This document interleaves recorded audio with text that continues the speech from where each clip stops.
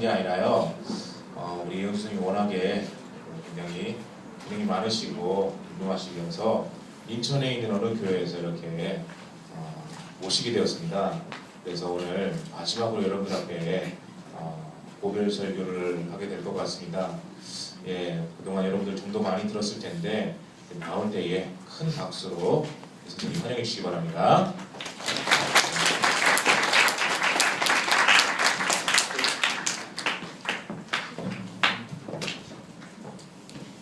기도하겠습니다.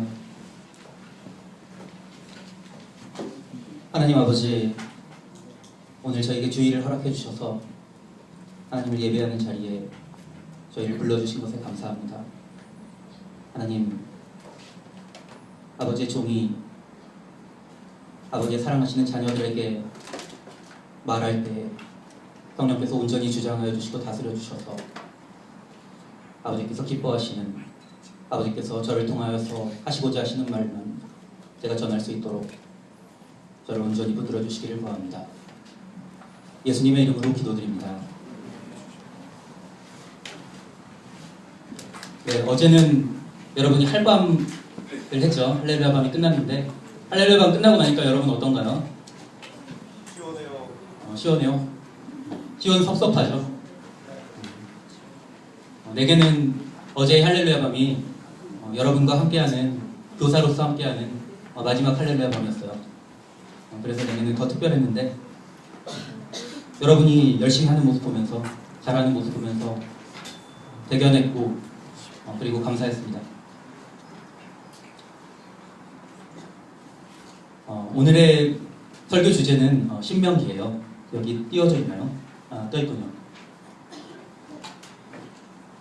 제가 이번 학기 들어서 세 번째로 여러분에게 설교를 하고 있어요. 8월 말에 처음으로 제가 설교를 했고, 그다음 2달 뒤인 10월 말에, 그 다음에 오늘 다시 2달 뒤인 12월 말에 제가 설교를 하기로 되어 있었어요. 제가 처음에 8월 말에 설교를 했을 때 주제를 레위기 개관으로 잡았었죠. 그래서 레위기 설교를 제가 했었는데 그때 이미 제가 10월 말 설교를 민수기로, 그리고 12월 말 설교를 오늘이죠, 신명기로 정했었어요. 그런데 10월 말에 민수기 설교를 준비하면서 인천교회에서 제게 전화가 걸려왔어요. 전도사님께서 간단히 소개해 주셨는데 인천에 있는 한 교회에서 제게 같이 사역해줬으면 좋겠다, 이렇게 초빙하는 그런 전화가 왔어요. 그래서 제가 그 말을 듣자마자 했던 말이 뭐냐면은 나는 대전 모 교회에서, 대전 나의 교회에서 맡은 일이 있기 때문에 그래서 갈 수 없다, 그렇게 대답했어요.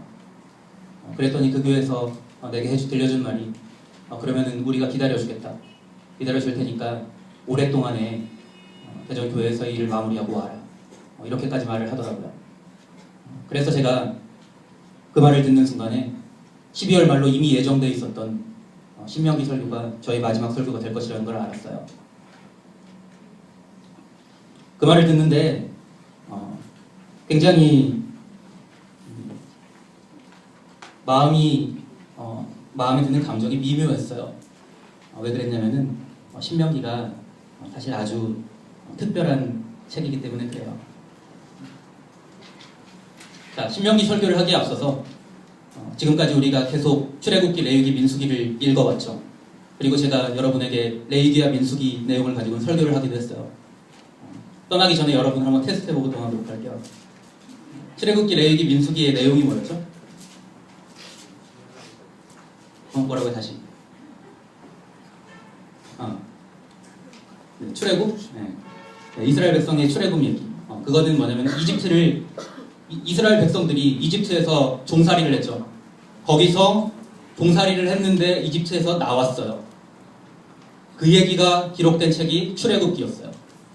그리고 레위기는 이제 제사법에 대한 이야기가 있었고, 그리고 민수기가 이제 출애굽해서 나왔는데, 이집트를 나왔는데, 나오니까 기다리고 있었던 게 하나님께서 약속하신 가나안 땅이 아니라 광야라는 것이 기다리고 있었어요. 그래서 광야에서 무려 40년 동안이나 이스라엘 백성들은 광야 여정을 하게 돼요. 그 이야기가 민수기의 이야기였어요. 그래서 출애굽기, 레위기, 민수기가 어떤 이야기를 배경으로 하고 있는지를 물어본다면은 그거에 대한 답은 이스라엘의 출애굽 사건, 이집트를 나온 사건, 그리고 광야 여정 사건, 그것이 바로 출애굽기, 레위기, 민수기가 배경으로 하고 있는 이야기였어요. 제가 지난 설교 때 여러분에게 강조해서 말했는데 그 출애굽의 역사를 주도한 분은 누구죠? 누구죠? 하나님. 모세라고 대답한 사람도 있는데 맞아요. 하나님께서 이스라엘 백성들을 이끄신 그 주도자셨지만 하나님께서는 모세를 세우셔서 지도자로 세우셔서 이스라엘 백성들을 이끄셨죠. 그래서 출애굽기와 레위기와 민수기의 이야기가 결국 모세가 40년 동안 이스라엘 백성들과 광야에서 티격태격한 이야기예요. 그리고 40년의 광야 방황을 마치고 광야 여정을 마치고 마침내 하나님께서 약속하셨던 가나안 땅 입구에 도착해요. 요단강 동편이 거기에 해당했는데요. 거기에서 모세가 자신의 죽음을 이스라엘 백성들에게 알려요. 그리고 나서 자기가 이제 곧 죽을 것을 알리고 나서 그 자리에서 가나안 땅 입구에서 모세가 이스라엘 백성들에게 마지막으로 고별 설교를 해요. 그것이 바로 신명기예요. 그래서 내가 여기 오늘의 설교 제목을 모세의 고별 설교 신명기라고 잡은 거예요. 여러분이 그것을 기억했으면 좋겠어요. 이제 시간이 흘러서 신명기가 무슨 책이었지? 라는 질문을 여러분이 들었을 때 모세가 가나안 땅 입구에서 자신이 지금까지 인도해왔던 자신이 지금까지 이끌었던 이스라엘 백성들을 앞에 두고 마지막으로 고별 설교하네요. 그것이 바로 신명기의 내용이에요. 제가 중등부에 찾아온 지 몇 년이 됐는지 아는 친구 있나요? 오늘이 정확하게 제가 중등부에 온 지 13년 3개월이 되는 날이에요. 재밌는 걸 발견했는데 모세가 이스라엘 백성들과 광야에서 함께 생활한 시간이 40년이었죠. 13년 3개월에다가 3을 곱하니까 정확히 40년이 나오더라고요. 그래서 내가 모세가 이스라엘 백성들과 함께한 시간 동안에 3분의 1, 정확히 3분의 1을 여러분과 함께 했어요. 그래서 오늘은 내가 신명기 내용을 처음에는 딱딱하게 강해식으로 준비를 했다가 그렇게 하면 여러분들이 나의 마지막 순간에 대한 기억이 안 좋아질 것 같아서 나의 이야기를 좀 하는 걸로 시작하기로 했어요. 내가 처음 중등부에 찾아온 날이 정확하게 2001년 9월 30일이에요. 그때 내 나이가 19살이었어요. 그때 내가 중등부에 찾아왔고 지금은 여기가 소예배실이 아니잖아요. 오늘부터 이제 새로운 예랑 건물에서 예배를 드리게 됐는데 사실 이렇게 단위에 섰을 때 보이는 게 사실 소예배실 뒷문이었죠. 저 소예배실 뒷문에서 내가 혼자서 터벅터벅 걸어서 들어왔어요. 내가 들어와서 말했어요. 중등부 교사로 봉사하러 왔습니다. 그러자 선생님들이 당황하는 모습이 눈에 역력히 나타났어요. 왜냐하면은 그때가 내가 2001년 9월 30일이라고 했죠. 그때 나는 고등학교 3학년이었어요. 그리고 수능시험을 치르기도 전이었어요. 훨씬 전이었죠. 지금까지 수능시험도 치르지 않은 고등학생이 중등부에 교사로 오겠다고 혼자서 이렇게 독단적으로 찾아온 일은 전례가 없었어요. 그래서 선생님들은 당황했고 도대체 상의도 하지 않고 찾아온 이 사람은 뭐지? 라는 눈으로 쳐다봤죠. 특히 집사님들은 매우 고민하는 눈치가 보였어요. 도대체 얘를 애로 대해야 되나? 어른으로 대해야 되나? 그렇게 특이하게 나는 중등부에서 2년을 시작했어요. 도대체 무슨 일이 있었기에 내가 혼자서 터벅터벅 소예배실 뒷문으로 중등부를 찾아왔을까? 아무에게도 얘기하지 않았던 그 얘기를 내가 떠나면서 여러분에게 들려주고자 해요. 2001년 여름이었어요. 그때 나는 카이스트에 진학하려고 결심해요. 나는 성적이 좋았어요. 웃는데 뭐 항상 1등만 한 건 아니에요. 근데 갑자기 이상한 소문이 들려왔어요. 나는 카이스트에 가는 게 아무 문제가 없을 걸로 생각을 하고 있었는데 갑자기 들려온 소문이 올해부터 카이스트가 면접 제도를 강화해서 전문성 면접이라는 걸 해서 원래는 형식적이었던 면접을 심층 면접으로 바꾸고 있다. 그래서 그 면접의 비중을 높여서 성적이 좋은 학생도 떨어뜨리도록 하겠다. 그런 소식을 내가 듣게 됐어요. 지금까지 아무런 걱정도 하지 않고 있다가 그 얘기를 듣는 순간 내 마음속에 불안감이 엄습했어요. 그리고 하나님께 기도하기 시작했어요. 내가 기도하던 중에 하나님께서 나에게 은혜를 베푸셔서 나로 나의 과거를 돌아보게 하셨어요. 기도했을 때 내 머릿속에 필름처럼 지나간 나의 어린 시절이 있었어요. 먼저 초등학교에서 시작했어요. 초등학교 때 나는 아무것도 부족한 게 없었어요. 나는 공부도 잘했고 맨날 내가 학교에 있으면은 친구들이 와가지고 뭐 가르쳐줘 뭐 가르쳐줘 그 얘기를 24시간 오가군요. 자는 시간도 있었으니까 항상 듣고 그리고 그게 당연한 건 줄 알았어요. 그리고 난 운동도 잘했어요. 내가 오류초등학교 7회 출신인데 이 중에서 아마 오류초등학교 출신이 있을 거예요. 난 사실 오류 국민학교를 졸업하긴 했어요. 그런데 난 그때 오류초등학교 대표로 축구를 했어요. 그리고 여자친구들한테 인기도 많았어요. 갑자기 믿지 못하겠다는 표정으로 날 쳐다보는데 그거에 대한 해명을 잠깐 하면 내가 초등학교 때 매우 짓궂었기 때문에 한번 여학생을 놀리고 이제 뒤에서 머리끄댕이를 잡아당기고 도망갔어요. 근데 그 여자친구가 갑자기 물소처럼 나를 쫓아와서 굉장한 속도로 날 쫓아온 거였어요. 난 굉장히 달리기가 빨랐는데도 불구하고 난 따라잡혔어요. 그 믿을 수 없는 현실 앞에서 나는 이성을 잃고 그 당시 2층 계단 꼭대기에 있었는데 거기서 난 뛰어내렸어. 애석하게도 땅바닥에 내 발부터 떨어진 게 아니라 내 얼굴부터 떨어졌어요. 그래서 그날 나는 얼굴을 갈았어요. 그래서 지금의 얼굴이 된 거예요. 그 전에 나는 여자친구들에게 인기가 굉장히 많았어요. 그리고 나한테 친구들이 많았어요. 친구들 중에서 그 당시에 친구들끼리 짱이라고 부르는 친구가 항상 나한테 입버릇처럼 하던 말이 형주야, 누가 너 건들면은 내가 어떻게 해서든 널 지켜준다. 누가 건들면 나한테 말만 해라. 그 친구만이 아니라 이런 친구들이 나한테 수두룩하게 많이 있었어요. 그렇게 초등학교 시절을 보냈어요. 아무것도 부족한 거 없었고 다른 누구에게 비교해도 가진 것이 없다고 말할 수 없는 그런 초등학교 생활을 보냈어요. 그러다가 중학교에 입학하게 됐어요. 중학교 처음엔 배치고사로 시작을 하죠. 나는 배치고사를 봤는데 2교시로 이루어졌었어요. 1교시가 지나고 2교시는 수학과 과학 시험이었어요. 동시에 수학과 과학 시험을 치렀는데 수학 문제를 풀다가 어느 순간에 내가 풀 수 없는 문제가 나왔어요. 난 자존심이 강했기 때문에 그 문제를 풀지 않는 이상 이 자리를 떠나지 않겠다고 생각하고 그 문제에 매달렸다가 과학을 백지로 냈어요. 그렇게 나는 중학교에 입학했어요. 입학했는데 담임 선생님께서 나를 교무실로 부르셨어요. 그래서 쪼르르 쫓아갔죠. 내가 초등학교 때 담임 선생님이 교무실로 부르는 일은 항상 불러서 내가 들었던 말은 항상 따뜻한 말이나 격려의 말이었어요. 그런데 그때 내가 교무실에 갔을 때 담임 선생님께서 학생 생활 기록부를 가리키시면서 어떤 숫자를 가리키시면서 나한테 이게 네 성적이다 라고 말했어요. 거긴 106이라는 숫자가 적혀 있었는데 그 당시 260명 중에서 내가 106등을 했어요. 배치고사를. 물론 그 전 시험을 다 잘 본 거죠. 그러니까 과학을 백지로 냈으니까 냈는데도 그렇게 본 거죠. 하지만 나는 그런 점수를 지금까지 받아본 적이 없었어요. 그리고 그때 선생님이 나를 대했을 때 나는 내가 무시당하네 라는 느낌을 받았어요. 그 일은 거기에서 끝난 게 아니었어요.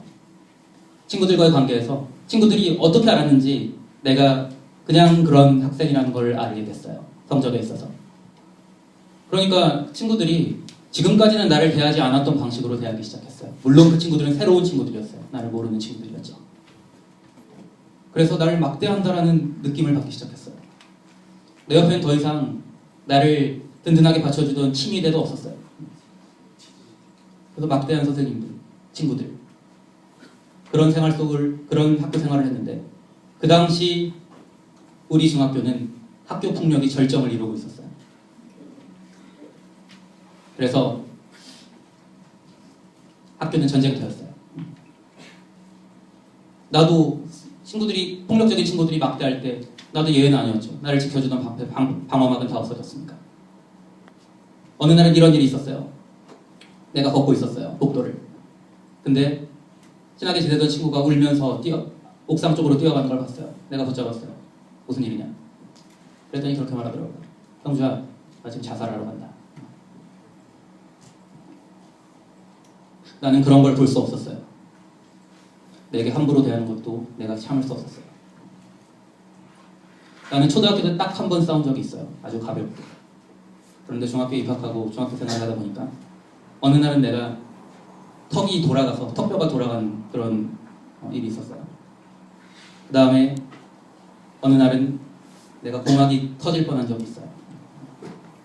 그러다 보니까 어느 순간 이런 생각이 들더군요. 이러다 죽을 수도 있겠다. 힘들었어요. 그리고 세상이 내 뜻대로 되지 않는다는 것을 그때 처절하게 배웠어요. 또 하나의 에피소드를 소개할게요. 2학년 말에 친구가 한 명 전학을 왔는데 먼저 다니던 학교에서 쉽게 말해서 잘려서 왔어요. 폭력으로 잘려서 왔어요. 폭력을 행사해서. 근데 그 친구가 우리 학교에 전학을 온 그날부터 하루에 10명씩 친구들을 때리기 시작했어요. 나는 그 친구한테 다가가서 이렇게 말했어. 너 인생 그렇게 살지 마라. 그렇게 부딪혀서 또다시 힘든 시간들이 시작됐어요. 내가 과학부에 진학했어요. 내가 과학부에 진학한 이유에는 여러 가지가 있지만 그 중에 하나를 말하라면 이런 생각 때문이었어요. 고등학교 때는 정말 마음 놓고 공부하고 싶다. 마음껏 공부하고 싶다. 다른 거 신경 쓰지 않고. 그리고 과학부에 입학했고 진짜 새로운 환경에서 정말 좋은 여건에서 3년 동안 공부했어요. 그렇게 3년을 보내고 고등학교를 마무리하는 시점에서 내가 기도하게 된 거예요. 기도했을 때 하나님께서는 나의 그런 과거들을 보여주셨어요. 기도 중에 갑자기 이런 장면이 떠올랐어요. 아까 말한 두 개의 에피소드 중에서 첫 번째, 자살하러 올라가던 친구의 뒷모습. 그 뒷모습. 그리고 두 번째는 아까 내가 전학 온 친구 얘기를 했죠. 그 친구는 결국 우리 앞에서 퇴학을 당했어요. 퇴학을 당해서 나가는데 교실 문을 열고 나가는 모습을 내가 봤어요. 근데 그 뒷모습이 떠올랐어요. 그리고 동시에 그때 내가 느꼈던 미묘한 감정이 되살아났어요. 그때 내가 느꼈던 감정은 이거였어요. 붙잡고 싶다. 여기까지 생각이 이르렀을 때 이런 생각이 내 머릿속에 찾아왔어요. 그때 하지 못한 일을 지금이라도 하고 싶다. 그리고 내가 이렇게 기도하기 시작했어요. 하나님, 만약에 나를 대학에 합격시켜 주시면 그러면 내가 곧바로 교회 학교 중등부를 찾아가서 마음의 아픔을 겪고 있고 힘든 친구들을 내가 돕겠습니다. 그것이 나의 서원 기도가 되었어요. 합격자 발표가 됐고 그 다음 주일 9월 30일 날 나는 중등부를 찾았어요. 그렇게 해서 나는 여러분과의 인연을 시작하게 됐어요. 나는 출애굽기와 레위기와 민수기 그리고 신명기에서 모세와 이스라엘 백성을 보면서 나와 여러분의 모습을 떠올려요. 모세는 40살까지 이집트의 왕자였어요. 이집트 공주에게 건짐을 받아서, 물에서 건짐을 받아서 이집트 왕궁에서 가장 좋은 교육과 가장 좋은 여건 속에서 생활하면서 그 누구보다도 더 풍족하고 부족한 것 없는 그러한 삶을 살았던 사람이에요. 나의 초등학교 생활이 그랬어요. 그런데 어느 날 자기 동족인 이스라엘 백성, 히브리 민족이 억압을 당하는 것을 참지 못하고 이집트 사람을 때려 죽여서 쫓기는 신세가 되어서 광야에서 양치는 사람이 되어 그렇게 모세는 40년 동안 80살 노인이 될 때까지 그렇게 살게 돼요. 나는 모세의 그 모습을 보면서 나의 중학 시절 내가 흘렸던 눈물과 그리고 미칠 것 같았던 시간들을 내가 생각하게 됐어요. 그리고 동족에게서 배신감을 느꼈을 모세가 느꼈을 감정이 믿었던 친구에게 배신당했을 때 그때 가졌던 감정보다 더 깊겠지. 그건 어떤 것이었을까? 이런 생각을 하게 됐어요. 그렇게 이집트에서 쫓겨나 광야 생활을 하는 모세에게 하나님께서 나타나셔서 이렇게 말씀하세요. 이 동족을 도와라. 도대체 어떻게 자기를 배신한 동족, 그 동족에게 모세가 갈 수 있었을까? 나는 모세가 내가 가졌던 미묘한 감정을 가졌으리라고 생각해요. 불러주지도 않았던, 그리고 환영하지도 않았던 이스라엘 백성에게 모세는 미묘한 감정을 가지고 찾아갔을 거라고 생각해요. 19살 내가 아무도 불러주지 않았고 아무도 날 환영해주지 않았을 때 중등부 저 뒷문으로 혼자서 터벅터벅 걸어왔던 그 모습 그대로. 그렇게 해서 모세는 이스라엘 백성과 출애굽의 여정을 시작해요. 먼저 이집트를 나왔고 그리고 이스라엘 백성들과 광야 생활을 해요. 40년 동안이나 그들과 티격태격하면서 나는 모세가 하나님의 사랑을 발견했을 거라고 생각해요. 이스라엘 백성을 향한 하나님의 사랑. 내가 그렇게 확신하는 이유는 내가 이 자리에서 그 하나님의 사랑을 발견했기 때문이에요. 중학생 시절 나는 하나님을 원망했어요. 나는 괴롭힘을 당하는 친구를 도우려는 것뿐인데, 도우려 했을 뿐인데 모세도 똑같이 원망했으리라고 생각해요. 나는 괴롭힘 당하는 이스라엘 동족을 도우려 했을 뿐인데, 그런데 그 이스라엘 동족이 자신에게서 등을 돌리고 자신을 살인자 취급하는 그러한 경험을 모세는 하게 됐죠. 모세가 하나님께 뭐라고 했을까? 나는 이렇게 말했어요. 하나님, 왜?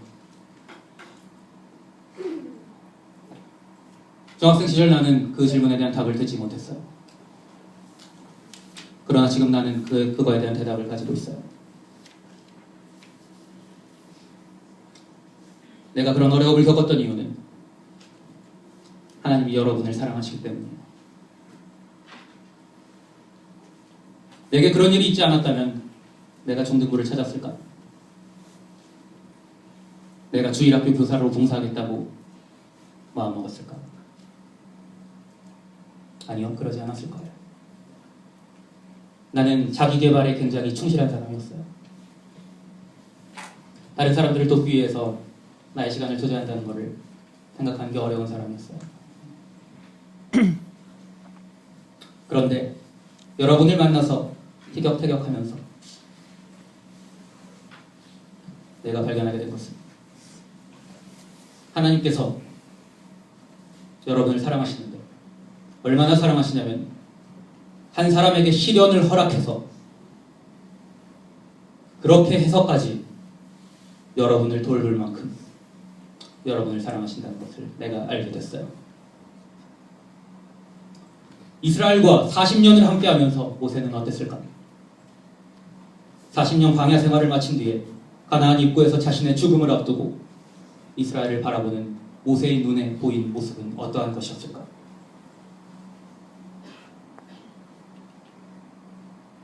내가 지금 그 눈으로 여러분 한 사람 한 사람을 봅니다.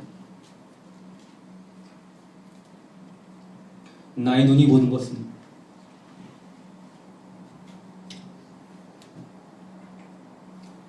여러분 한 사람 한 사람 위에 임해 있는 하나님의 사랑입니다. 여기 앉아있는 오늘 내가 여러분을 세보진 않았어요. 몇 명인지는 모르겠어요. 그러나 분명한 것은 지금 여기에 앉아있는 여러분이 몇 명이든 간에 여기 있는 여러분 중 단 한 사람도 빼놓지 않고 하나님께서는 그 사랑을 여러분에게 베풀고 있습니다. 이것이 하나님의 크신 사랑입니다. 모세가 이 눈으로 이스라엘 한 사람 한 사람을 마지막으로 바라보며 들려준 고별 설교의 내용을 여러분에게 들려주기 원합니다. 신명기 전체가 모세의 고별 설교의 내용이며, 그러나 오늘 특별히 제가 여러분에게 들려주고 싶은 내용은 신명기 6장 12절의 말씀입니다. 성경을 가져온 친구들이 한번 찾아보고, 없는 친구들은 스크린을 보면 될 것 같아요.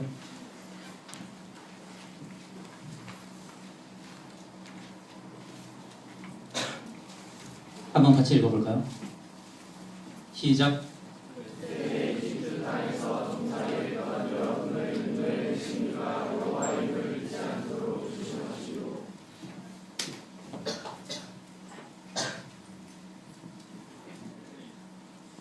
모세가 이스라엘 백성들을 봤을 때 그들을 향한 하나님의 사랑을 보았어요.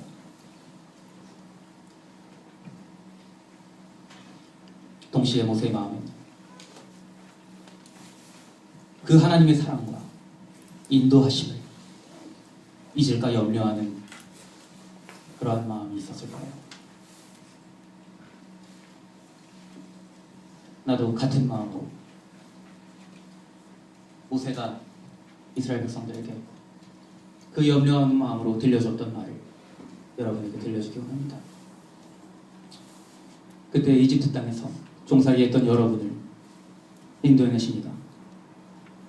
여호와임을 잊지 않도록 조심하십시오. 여러분 지금 힘들죠? 미칠 것 같죠? 어떤 친구들은 하나님께 울부짖으며 기도하고 있을 거라 생각해요. 나도 그랬어요. 그런데 여기에 아주 신기한 법칙이 있어요. 문제가 해결되고 시간이 흐르면 여러분은 그 순간을 잊게 돼요. 울부짖으면서 하나님을 찾은 것을 여러분이 잊게 돼요. 그리고 나서 이렇게 말해요. 지금 내 모습이 원래의 나다. 내가 그런 어려움 겪었다는 거, 그런 것들 생각하지 않아요. 내가 과학고에 입학했을 때 즉각적으로 폭력이 사라졌어요. 새로운 환경에서는 중학교 시절 교실에서 그랬던 것처럼 커터칼이 날아다니지 않았어요. 그런 풍경은 내 눈에서 완전히 지워졌어요. 그리고 그렇게 고등학교 3년 시절을 보내면서 그런 생활이 나에게 당연한 것으로 생각하고 지냈어요. 고등학교 3년의 시간이 지나고 하나님 앞에 기도했을 때 그때서야 나의 중학 시절을 돌아보게 됐어요. 이집트 땅에서 종살이했던 나의 모습, 거기서 꺼내주신 분이 하나님이셨다는 것, 그것을 나는 비로소 기억할 수 있었어요. 지금 이 자리에서 그것이 내게 하나님의 은혜였음을 고백합니다. 나는 카이스트 물리학 박사예요. 밖에 나가면 사람들이 나한테 이 박사님이라고 불러요. 그러나 이 박사이기 전에 나는 괴로움을 당하던 중학생 아이예요. 나는 내가 흘린 눈물을 기억하고 있어요. 그리고 하나님이 나를 그 고통에서 꺼내셨다는 것을 기억하고 있어요. 이 순간까지 내게 힘겨운 시간들은 많았어요. 그러나 하나님께서 나를 이 자리로 인도하셨어요. 나는 이것이 모세의 고백이었을 거라고 생각합니다. 그리고 과거에 모세도 하나님의 인도하심을 기억하지 못했던 때가 있었을 거라고 추측합니다. 하나님의 은혜를 잊고 부정할 때 그의 인생을 그는 경험했을 거라 생각합니다. 그랬기 때문에 모세는 그것이 얼마나 비참한 삶인지 잘 알고 있었을 겁니다. 내가 잘해서 이 자리에 있다고 생각하는 것이 얼마나 비참한 모습인지 그것을 모세는 알았을 겁니다. 그리고 나도 그것을 압니다. 그리고 나는 여러분이 그것을 알게 되기를 원합니다.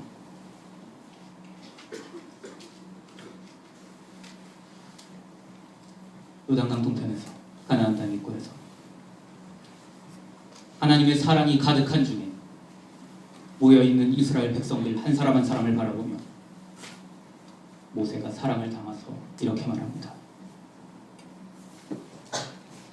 그때 이집트 땅에서 종살이했던 여러분을 인도해내신 이가 여호와임을 잊지 않도록 조심하십시오.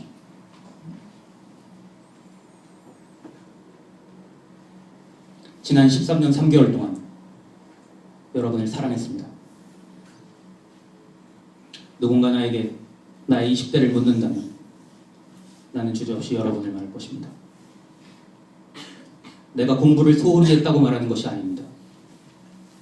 그럼에도 불구하고 단연코 나의 20대의 전부는 여러분이었습니다. 내가 헌신적인 사람이었기 때문이 아닙니다. 내가 여러분을 사랑할 수 있었던 것은 하나님께서 내 눈을 여셔서 여러분을 향한 하나님의 사랑을 보게 하셨기 때문입니다. 지금 이 순간 그 사랑에 둘러싸여 있는 여러분에게 마지막으로 들려주겠습니다. 그때 이집트 땅에서 종살이했던 여러분을 인도해내신 이가 여호와임을 잊지 않도록 주의하십시오. 내가 지난 10여 년 동안 단 하루도 빠뜨리지 않고 여러분을 위해서 매일 밤 기도했습니다. 정말 힘들어서 당장 쓰러져 자고 싶을 때도 아주 짧게라도 여러분을 생각하면서 기도했습니다. 내가 가장 짧게 기도했을 때 나의 잠자리에 들기 전 나의 기도가 어떠한 것이었는지를 여러분에게 들려주는 것으로 오늘의 설교를 마치겠습니다. 나는 이렇게 기도했습니다. 가장 짧게 기도했을 때 하나님 아버지, 오늘 하루 지켜주셔서 감사합니다. 하나님이 내 생명의 주인이신데 내가 지금 이 순간에 살아서 잠자리에 누울 수 있는 것이 아버지께서 나를 보살피신 은혜 때문인 것을 압니다. 하나님, 내가 특별히 하나님의 사랑하시는 자들을 위해서 기도합니다. 내게 허락하신 하나님의 사랑하시는 딸과 엄마, 하나님 영육으로 건강하게 지켜주시고 그 마음에 하나님을 사모하는 마음과 하나님을 경외하는 마음을, 그리고 그 안에서 하나님께서 주시는 참 기쁨과 평안을 누리게 하시기를 구합니다. 하나님, 하나님이 사랑하시는 아들, 동생, 하나님께서 지혜와 명철을 더하셔서 하나님 그의 학문에 하나님의 도우심이 있게 하시고 무엇보다 하나님께서 친히 지켜주시기를 구합니다. 하나님, 또한 서홍자매 하나님의 사랑하시는 딸, 이 시간 하나님께서 그가 하나님께 마음을 다해 찬양하게 하시고 하나님의 지키심 가운데, 하나님의 은혜 가운데 잠들 수 있도록 가르쳐 주시기를 구합니다. 하나님, 그리고 하나님께서 제게 맡겨주신 영혼들을 위해서 기도합니다. 하나님의 사랑하시는 딸 가희,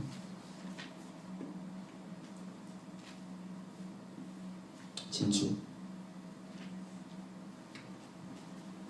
하나님의 사랑하시는 딸 남효, 지호, 하나님의 사랑하시는 아들 하균이, 종민이, 여번이,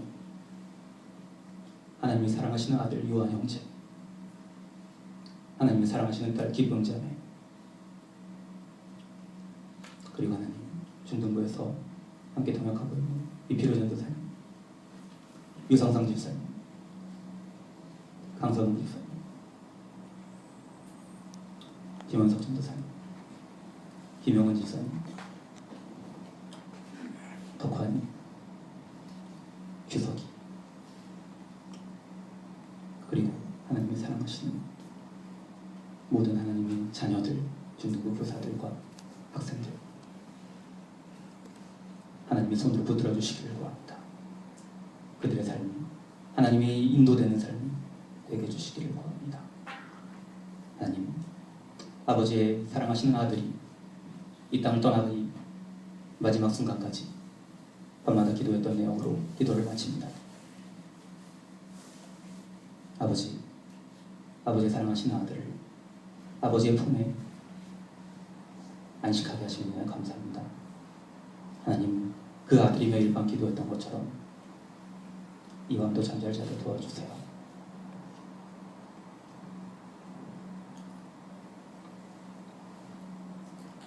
주 예수 그리스도의 이름으로 기도드립니다.